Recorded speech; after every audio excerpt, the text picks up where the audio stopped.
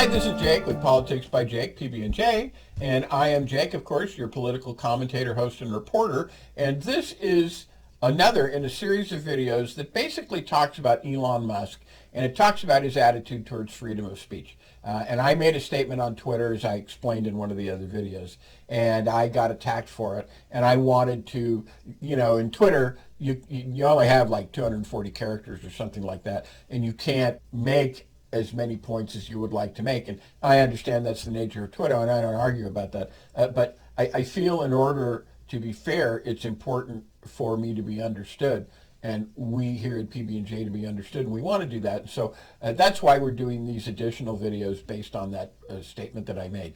And so here we go. And this is point number 3. Many aspects of our government come from the old Republican concepts.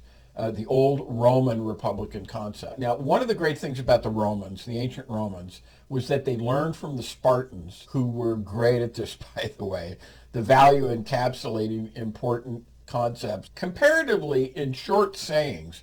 You could even call these epithets if you wanted. The Romans knew, and they had perspective on many of the things that we now, having forgotten what they said, we struggle with these things. And we have no anchor. And one of them is that there is a primacy to things. There is an ascendancy, if you will. In other things, no one law is meant to stand alone, supreme in and of itself, in contravention of every other thing. It just doesn't work. For example, to the Romans, what follows was an extremely important principle, and you could argue that it is the enabling principle of everything else that makes all the other rights and freedoms possible, and that is the ultimate ascendancy in the overall state of things of the state, the res publica, the republic.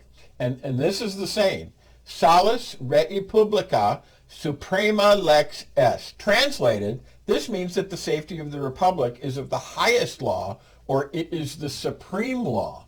And beyond that, nothing else matters, and it stands for the notion that all other things being equal, if the state as a body is not preserved, then really nothing else matters. Everything else tends to fall apart because the state is the body that enforces and upholds and promulgates and prosecutes all these other principles. If you don't have a governing body to do that, promulgating, upholding, and preserving all of these other things is much harder, and really what you have is anarchy, which is the absence of any government at all.